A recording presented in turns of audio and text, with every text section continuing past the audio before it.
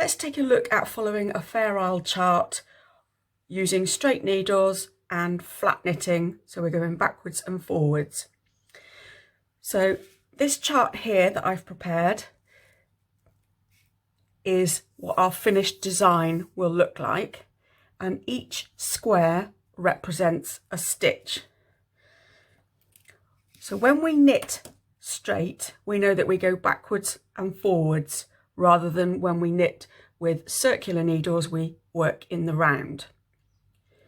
So if we imagine that these are our stitches on our needles, this is where we've cast on this row, this stitch here. So we know that this is going to be a knit row, and then coming back, that's our purl row and knit row.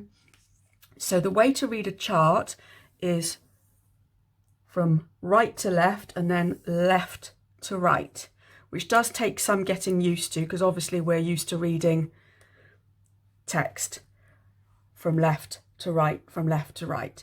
So what you can do if you have a printed chart is on all the odd rows, make an arrow to show that's the direction you're reading the chart, and then on all the even rows you can do the same. So I'm going to make a note of that. You could even make a note of which row is knit and which rows are purl. I also like to cover each row as I've knit, and for that I use this steel ruler that I inherited from my granddad, so it's years and years old.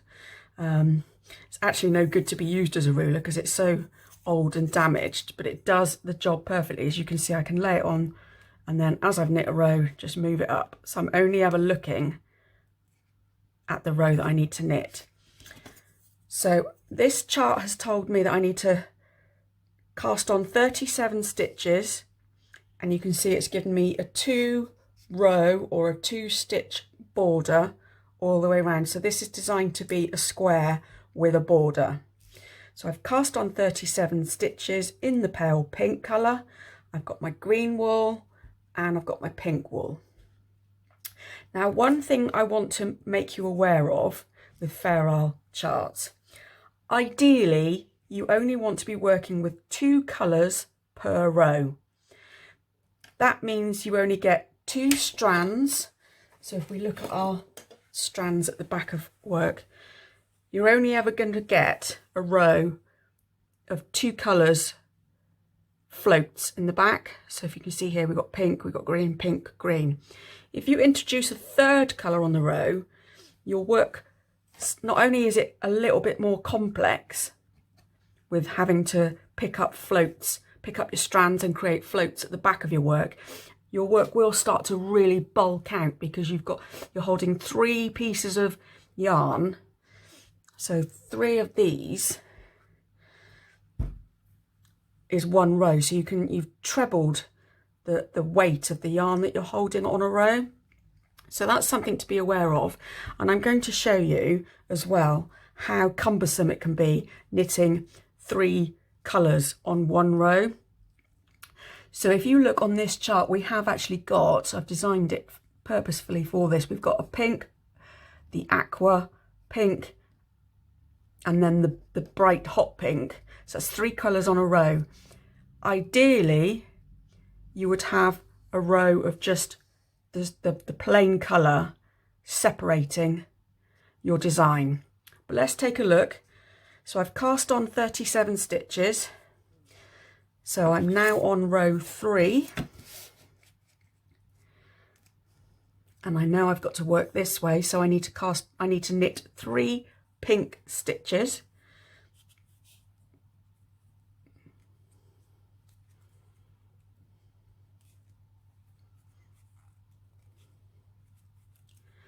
Now we need to introduce our aqua yarn. So take my yarn, create the loop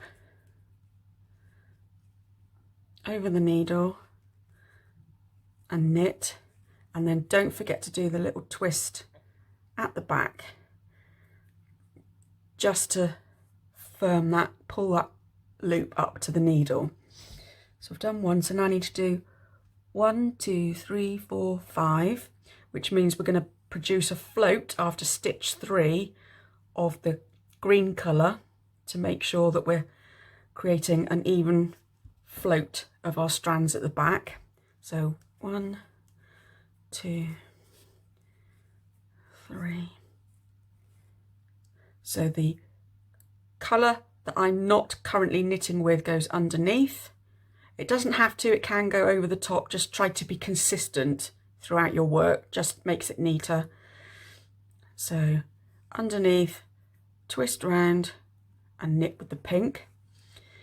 Now there's no hard and fast rule that says you can't do your floats after 4 stitches, but I'm quite a tight knitter, so I just like to do it after 3 because I know my work's not going to get pulled. If you're quite loose, do it, by all means do it after 4 stitches. So I've done 1, 2, 3, 4,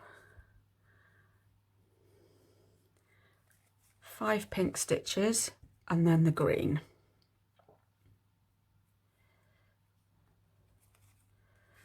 And another 5 pink stitches.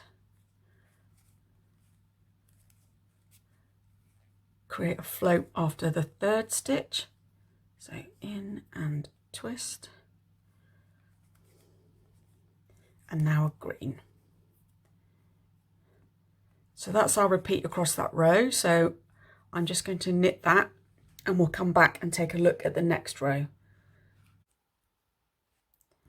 So I've just finished knitting row 3. So we move our ruler back up 1 row and now here we are on a purl row.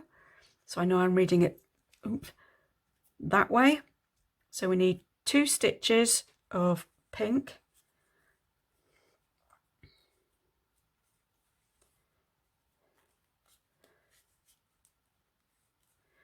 one stitch of green, 1 stitch of pink, and you notice here how I'm keeping one colour to one side of my needle and another colour to this side. This just helps avoid over twisting your yarn while they're sitting on the ball. So what did I say? 1 pink, 1 green, and then 3 pink.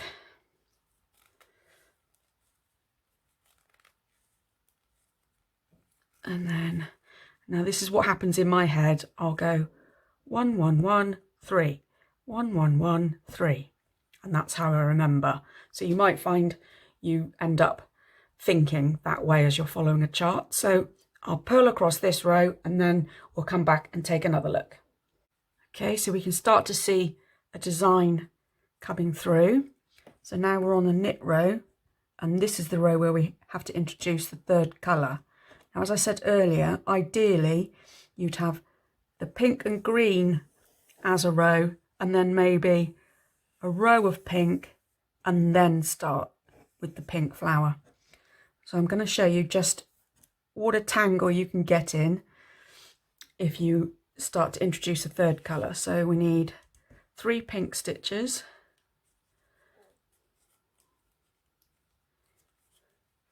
then a green, then 2 pinks, and now 1 pink. So start my new colour, make the loop over, knit, and then just give it a twist, try and tighten up that gap. So we're only doing 1 stitch of the pink and now we're doing 2 of the pale pink and a green. But can you see there with the green, get that one out of the way, we've done 1, 2, 3, 4, 5 with no float. So I'm going to take it back.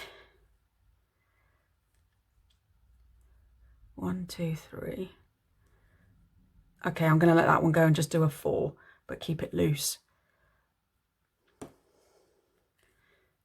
Because I don't want to use this, which is bound to be loose until we start knitting, to pick up a float. So I'm going to do the float across there.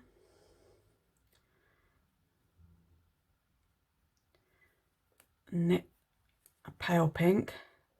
How many did I say we needed after that? Pink, 2, and now a green. And now it's been 3 stitches since this pink stitch. So I need to float that colour. So I've done the green and now we need 2 pinks. And then the bright pink. But how many has it been since we've done the float for the green? So this is going to be our 3rd stitch for this green colour float. So what did I say? 1, 2, now pink. But now the pink is all the way back here. I didn't float that one. So I'm going to have to go back. 1, 2, 3. So now I can float that one.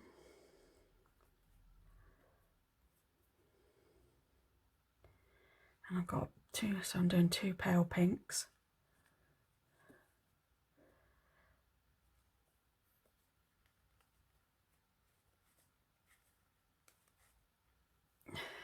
And now a pink, which is okay because I've just floated it, so we're not pulling it from too far back. But how many now are we on with the blue colour? So we need to float that one. So can you see just how much concentration it takes and how much work it takes? And not only that, like I said before, we've now got 3 colours of yarn stranded across the back here. So whilst it's possible, if you like a challenge, and I really enjoy doing Fair Isle, but I would try and avoid having 3 colours sitting on one row. So when choosing a design, just take a look to see, have you been asked to use 3 colours in one row? And if you're designing a pattern for yourself, I would say try and avoid it. So that's following a Fair Isle chart on 2 needles, flat knitting, backwards and forwards.